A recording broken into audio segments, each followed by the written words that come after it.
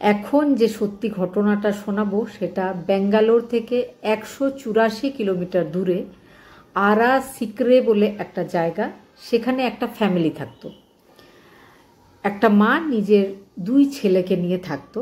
তো বিধবা মায়ের 2 ছেলে, একজনের নাম হেমন্ত আর একজনের নাম মাঞ্জা। তো হেমন্ত বিএ সেকেন্ড ইয়ার পর্যন্ত পড়াশোনা করেছিল, কিন্তু বাবা মারা যাওয়াতে তার পড়াশোনাটা ছেড়ে দিতে হয়। আর পড়াশোনা ছাড়ার পরে সে ই-কার্ট লজিস্টিক বলে একটা কুরিয়ার কোম্পানিতে কাজ করা শুরু করেছিল। কুরিয়ার কোম্পানির ব্যাপারে আজকাল আমরা সবাই জানি, যারা অনলাইন কিছু বুকিং করার পরে সেই ডেলিভারিটা আমাদের বাড়ি দিতে আসে। এই কাজটা আজকাল খুব প্রচলিত একটা কাজ। তো সেই কাজটা হেমন্ত করা শুরু করেছিল। 7 ফেব্রুয়ারি 2023-এ তার বাড়িতে তার অফিস থেকে একটা ফোন আসে সন্ধেবেলায়। তারা বলে যে সকালবেলায় সে কয়েকটা পার্সেল নিয়ে বেরিয়েছিল, কিন্তু সে সন্ধেবেলায় আর অফিসে ফেরেনি। কারণ সকালে যায়, আবার সন্ধেবেলায় একবার অফিসে যেতে হয়, সেটা সে যায়ও নি। অফিস থেকে যখন তার ফোনে যোগাযোগ করার চেষ্টা করা হয়েছে, তখন দেখা যাচ্ছে যে তার ফোনটা সুইচ অফ।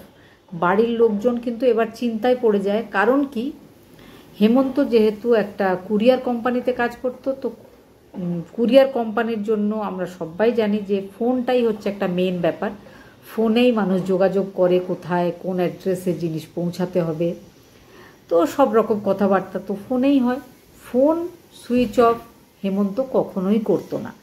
সে হঠাৎ কেন ফোন সুইচ অফ করলো, এটাই বুঝতে পারছিল না তার মা আর তার ভাই।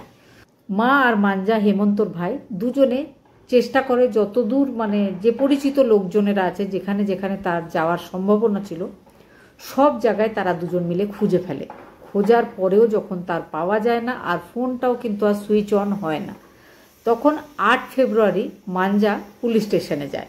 পুলিশ স্টেশনে গিয়ে একটা মিসিং ডায়েরি করে। পুলিশ বলে আমরা খুঁজছি। তারপরে 6-7 দিন কেটে যাচ্ছিল, পুলিশ কিন্তু সিরিয়াসলি খুঁজছিল না। যেহেতু হেমন্তর বয়স ছিল 22 বছর, সে একটা প্রাপ্তবয়স্ক ছেলে, তো সে কি করবে? খুব জোর হয়তো বন্ধুবান্ধবের সাথে বেড়াতে চলে গেছে বাড়ির লোকজনের থেকে লুকিয়ে।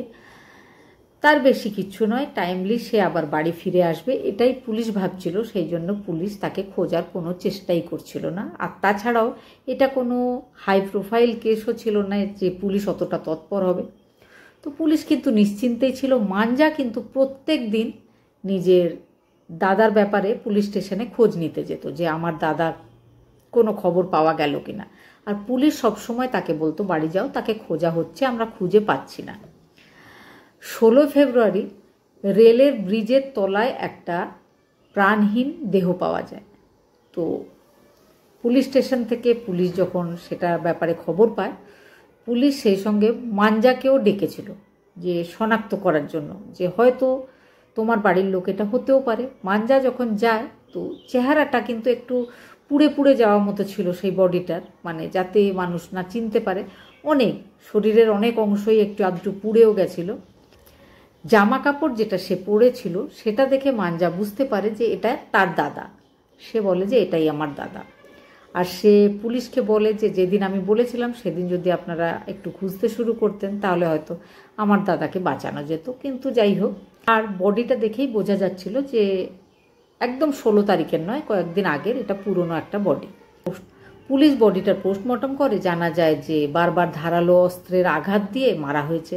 পুলিশ তারপরে বডিটা দিয়ে দেয় মাঞ্জাকে আর তার মাকে। এবার কিন্তু পুলিশ একটু সিরিয়াস হয়ে তদন্ত শুরু করে যে একটা তরতাজা প্রাণ এভাবে কিভাবে চলে গেল। তো পুলিশ কিন্তু পেট্রোলিং করছিল, যখনই রাস্তাঘাটে কোথাও কোনো সন্দেহজনক মানুষজনকে দেখলেই জিজ্ঞাসাবাদ করছিল। তো সেই তদন্তের সময় পুলিশ হেমন্তর অফিসে যায়। অফিসে যাওয়ার পরে সেই লিস্টটা নেয় যে যে ডেলিভারিগুলো সেদিন তার করার ছিল। তো সব জায়গায় ফোন করা হয়, আর হেমন্তর ফোন নম্বরটাও নেওয়া হয়। হেমন্তর ফোন নম্বর থেকে সব জায়গায় ফোন করা হয়, করে বেশিরভাগ জিনিস কিন্তু সে পৌঁছে দিয়েছিল। আর কল ডিটেল চেক করার পরে দেখা যায় যে যে লাস্ট কলটা হেমন্ত করেছিল, সেই কলটা হেমন্ত দত্ত নামে একজনকে করেছিল, যার কাছে সে একটা সেকেন্ড হ্যান্ড আইফোন ডেলিভারি করতে যাওয়ার কথা ছিল। পুলিশ কিন্তু এবার হেমন্ত দত্তকে খুঁজতে শুরু করে, কারণ হেমন্ত দত্তর মোবাইলটাও 7 ফেব্রুয়ারি থেকেই সুইচ অফ করা আছে। এবার পুলিশ দুটোর মধ্যে একটা কোথাও না কোথাও কানেকশন খুঁজে পাচ্ছিল। অনেক খোঁজাখুঁজির পরে কিন্তু তাকে আর খুঁজে পাওয়া যাচ্ছিল না। এবার কিন্তু আশেপাশের এলাকাতে পুলিশ পেট্রোলিং করছিল, আর সন্দেহজনক কাউকে দেখতে পেলেই তাকে ধরে জিজ্ঞাসাবাদ করছিল। এবার পুলিশ একদিন রাস্তায় আছে, তো রাস্তা দিয়ে একটা ছেলেকে খুব চিন্তিতভাবে ছুটে চলে যেতে দেখা যায়, আর তার পিঠে একটা ব্যাগ ছিল। তো পুলিশ জিজ্ঞেস করে যে ব্যাগটার মধ্যে কি আছে। ছেলেটা কিন্তু কিছুতেই সেই ব্যাগটা খুলতে চাইছিল না। পুলিশ কিন্তু জোর করছিল, বলছিল খুলে দেখাও এর মধ্যে কি আছে। সে বলে আমার এর মধ্যে খুব জরুরি জিনিস আছে। তো তারপরে জোর করে পুলিশ যখন তার ব্যাগটা খোলে, দেখা যায় যে সেই ব্যাগের মধ্যে 4 জোড়া জুতো আর 4 জোড়া চটি রয়েছে, খুব নামকরা দামি কোম্পানির। পুলিশ তাকে দেখে মনে হচ্ছিল না যে তার এতটাও টাকা পয়সা রয়েছে যে এরকম ব্র্যান্ডেড জুতো সে কিনবে বা ব্যবহার করেওছে কোনো দিন। তো পুলিশের সন্দেহ হয় সেই ডেলিভারি বয় হেমন্ত মারা গেছে সেই বিষয়ে নয়, কিন্তু এই ছেলেটাকে দেখে সন্দেহ হয় যে এইভাবে একটা ব্যাগ আছে কিন্তু তাতে জামা কাপড় কিচ্ছু নেই, শুধু 8 জোড়া জুতো নিয়ে সে কেন এত চিন্তিতভাবে ছুটে পালাতে চাইছে, বা পুলিশের সাথে কথা বলতে গিয়ে সে কেন ঘাবড়াচ্ছে। তখন তাকে নিয়ে যাওয়া হয় থানাতে সব জিজ্ঞাসাবাদ করা হয়, আর জিজ্ঞেস করা হয় যে তার নাম কি। তার যে কাছে যে পরিচয়পত্রটা পাওয়া যায়, সেই পরিচয়পত্র দেখে বোঝা যায় তার নাম হেমন্ত দত্ত।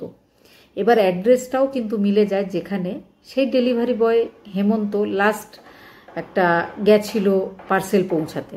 তখন বোঝা যায় যে এই হেমন্তই কিন্তু সেই হেমন্ত। এবার যখন তাকে জোর করা হয় যে তোমার কাছে এই জুতোগুলো কোত্থেকে এলো, বা তুমি কে, কি বৃত্তান্ত, তখন কিন্তু ধীরে ধীরে সে বলতে শুরু করে বা বলতে বাধ্য করে পুলিশ তাকে। সে বলে যে তার নাম হেমন্ত দত্ত, বয়স হচ্ছে 21 বছর। সে নিজের মায়ের সাথে, বিধবা মায়ের সাথে ওই বাড়িটাতেই থাকে। তো তার ফোন খারাপ হয়ে গেছিল, আর সেও কিন্তু এই ডেলিভারি বয় হেমন্তর মতো আগে ডেলিভারি বয়ই ছিল। তো তার ফোন খারাপ হয়ে গেছিল, আর সে এখন বেকার ছিল, তার কাছে কোনো টাকা পয়সা ছিল না। ফোন খারাপ হয়ে গেছিল, কিন্তু তার একটা ফোনের নেশা তো ছিলই, সেই সঙ্গে তার মনে খুব ইচ্ছা ছিল যে তার একটা আইফোন থাকবে। তো সে একটা আইফোন সেকেন্ড হ্যান্ড 45,000 টাকায় কিন্তু ক্যাশ অন ডেলিভারিতে অর্ডার করেছিল। আর ঘটনার দিন 7 তারিখেই তার ওই জিনিসটা ডেলিভারি হওয়ার কথা ছিল। সেই দিন কিন্তু বাড়িতে হেমন্ত দত্ত, যার বাড়িতে ফোনটা নিয়ে আরেকজন হেমন্ত যাবে, সে বাড়িতেই বসে আছে, কিন্তু মা ছিল না বাড়িতে। এবার ডেলিভারি বয় ফোনটা দিতে তার বাড়িতে আসে। তার কাছে কিন্তু টাকা ছিল না 45,000 টাকা। সে ভেবেছিল জোগাড় করে ফেলবে, কিন্তু সে কোনোভাবেই জোগাড় করে উঠতে পারেনি, কারণ সে সেই মুহূর্তে বেকার ছিল। তো সে ডেলিভারি বয়কে বলে তুমি খুব ক্লান্ত হয়ে গেছো, তুমি একটু বসো, তুমি একটু জল খাও। তো তার ইচ্ছা ছিল না জল খাওয়ার, কিন্তু তাকে জোর করা হয়। আরও একটা কথার জন্য জোর করা হয় যে তুমি যে পার্সেলটা এনেছো, কি করে আমি জানবো যে সত্যি সত্যি এর মধ্যে ফোন আছে কি না। অনেক জায়গায় তো দেখা যায় যে ফোনের জায়গায় ইট এসছে। তো তুমি প্যাকেটটা তোমার সামনেই খুলে আমাকে দেখিয়ে দাও, দেখিয়ে দিলে যদি ফোন থাকে তারপর তুমি যেতে পারো। তো ডেলিভারি বয় হেমন্ত সেই প্যাকেটটা খুলছিল মাথা নিচু করে। এদিকে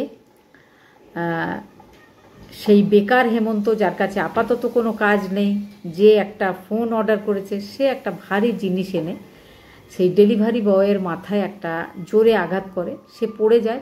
তারপর ধারালো একটা যন্ত্র দিয়ে তাকে বারবার আঘাত করে, তাকে মেরে ফেলে। কিন্তু মেরে ফেলার পরে তার মনে হয় যে এবারে এই বডিটা কি করা হবে। তো সে একটা বস্তা কিনে আনে, বস্তার ভেতর সেটাকে ঢোকায়। এদিকে ফোনটা সুইচ অফ করে দিয়েছিল। সেই ছেলেটার যে ডেলিভারি করার জন্য যে সেকেন্ড হ্যান্ড আইফোনটা এনেছিল, সেটা কিন্তু সে নিয়ে নিয়েছিল, কারণ তার মধ্যে ফোনের ভীষণ একটা নেশা ছিল। তার কাছে টাকা নেই, কিন্তু তার ইচ্ছা ছিল যে ফোনটা তাকে যে কোনো মূল্যে পেতেই হবে। তো ফোনটা ডেলিভারি বয়কে মেরে ফেলার পরে সে কিন্তু ফোনটা পেয়ে গেল। ডেলিভারি বয় হেমন্তর ব্যাগে আরও কয়েকটা চটি আর জুতোর পার্সেল ছিল, ব্র্যান্ডেড জুতো সেগুলো ছিল। তো সেগুলো কিন্তু তখনও সে পৌঁছাতে পারেনি, কারণ এই আইফোনটার পরেই হয়তো সে ওগুলো পৌঁছাতে যেত, কিন্তু সেটা আর তার যাওয়া হয়নি। আর তার ব্যাগটা ওই হেমন্ত দত্তর বাড়িতেই পড়ে থেকে যায়। এদিকে হেমন্ত দত্ত ওই বডিটাকে একটা বস্তায় ঢুকিয়ে রেখে দেয়। যখন রাত গভীর হয় তখন সে ওই বস্তাটাকে নিজের বাইকের পেছনে রেখে রেলের ব্রিজের তলায় নিয়ে যায়, কারণ তার মনে হয়েছিল যে রেলের ব্রিজের তলা মানে সবথেকে নিরাপদ আর নির্জন একটা জায়গা। সেখানে নিয়ে যায়, সেখানে ফেলে দেয়, আর কিছু কেরোসিন তেলও সঙ্গে নিয়ে গেছিলো, সেটা ছিটিয়ে আগুন ধরিয়ে দেয়। কিন্তু পুরোটা কোনোভাবেই পুড়ে যায়নি, শুধু কিছু কিছু জায়গায় বা ফেসটা নষ্ট হয়ে গেছিলো। তো এইভাবেই শুধু একটা আইফোনের জন্য হেমন্ত দত্ত আর একজন হেমন্ত ডেলিভারি বয়কে নৃশংসভাবে মেরে ফেলেছিল। আর যে বাকি পার্সেল কটা তার ব্যাগেই ছিল সেগুলো সে মনে করেছিল যে কোনোভাবে নষ্ট করে দেবে। প্রথমে ভেবেছিল যে সে ব্যবহার করবে, তারপরে দেখে যে তার এটা সাইজের নয়, এটা হবে না।